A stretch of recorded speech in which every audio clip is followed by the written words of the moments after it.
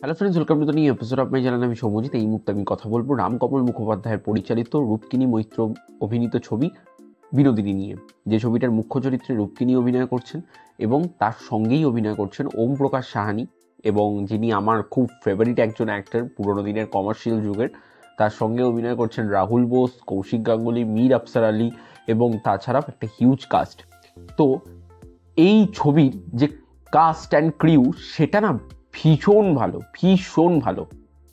ছবিটার গল্প প্রত্যেকে জানে নটি বিনোদিনীর গল্প। তাও আমি যদি আরেকটু বলতে চাই, এখানে নটি বিনোদিনীর জীবনের, তার থিয়েটার লাইফের উত্থান পতন, তার সঙ্গে বিভিন্ন লোকের যে সম্পর্ক, তাদের ফলাফল, এর থেকে বেশি জানতে হলে আপনাদেরকে নিকটবর্তী সিনেমা হলে গিয়ে সিনেমাটি দেখতে হবে। সিনেমাটি না খুব ভালো হয়েছে। আর আমি যেটা থাম্বনেলে দিয়েছি যে আমি মিথ্যে বলতে পারবো না, সেটা জানার জন্য আপনাকে পুরো ভিডিওটা দেখতে হবে। মিথ্যে বলতে পারবো না কেন? কারণ এই ছবিটা ভালো হয়েছে, ভালো হয়েছে, কিন্তু আমার জন্য ছবিটা খুব একটা ওয়ার্ক করেনি। বা এই ছবিটা, আমি যে ধরনের ছবি দেখি সেই ধরনের ছবির জন্য মানে এই ধরনের ছবি নয়। এই ছবিটা আমার জন্য খুব একটা ওয়ার্ক করেনি, অনেকের জন্য করেছে, তার জন্যই হাউসফুলটা হচ্ছে। এই ছবিটার পজিটিভ দিক, নেগেটিভ দিক। আমার জন্য এই ছবির প্রথম পজিটিভ দিক রুক্মিণীদি। তিনি এত ভালো করে নিজেকে খেটেছে। এই ছবিটা যখন আমি দেখছি তখন না মনে হচ্ছে রুক্মিণীদি এই চরিত্রটার জন্য খেটেছে, এই চরিত্রটাকে টাইম দিয়েছে, এই চরিত্রটার জন্য কষ্ট করেছে। সেটার ফলটা হচ্ছে এই ছবিটাতে তাকে এত সুন্দর লাগছে।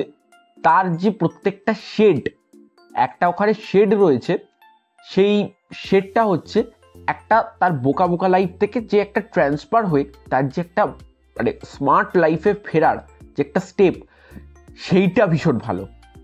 এই ছবিটার মধ্যে প্রত্যেকটা অ্যাক্টর, যেরকম কৌশিক গাঙ্গুলি, যেরকম ওম প্রকাশ সাহানি, রাহুল বোস থেকে মীর আফসার আলী থেকে, প্রত্যেকে তাদের নিজেদের দেখে বেস্ট পারফরমেন্স দিয়েছে। এবং এই যে চরিত্রগুলোকে, তাদের ভিতরের যে সত্তাটাকে বার করে এনেছে, এটাই কিন্তু অনেক বড় এই ছবিটার জন্য।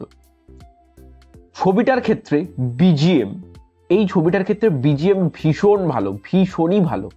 এবং এই ছবিটার ক্ষেত্রে যে মিউজিক আর কণ্ঠা, যে মিউজিকটা যেটা রয়েছে, যেটা মীর আফসার আলীর সঙ্গে, সেই মিউজিকটা এবং ওম প্রকাশ সাহানির সঙ্গে যে মিউজিকটা, সেটা যখন সিনেমার মধ্যে হয়, সেটা মনে হয় সিনেমাটা আলাদা একটা মাত্রা পেয়েছে।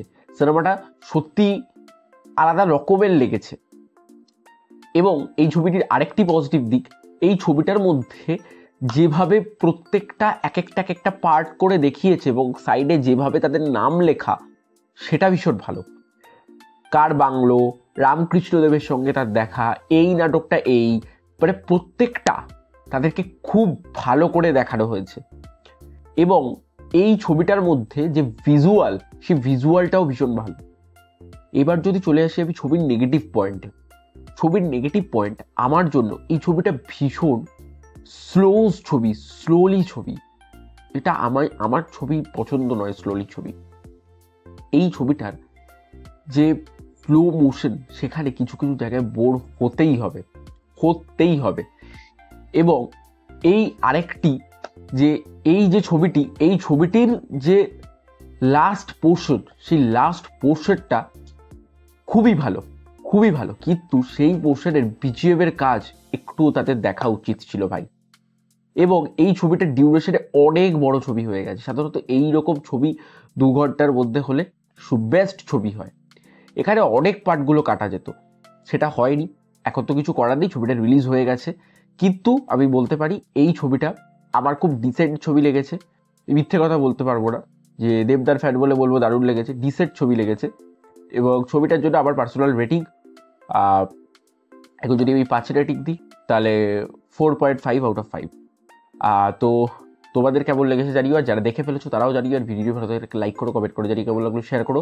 আর চ্যানেলে যদি নতুন থাকো, সাবস্ক্রাইব করে পাশে বেল আইকনটি ক্লিক করো। এরপরে চলে দেখা হচ্ছে নেক্সট ভিডিও। ততক্ষণ সবাই ভালো থেকো, বাই বাই।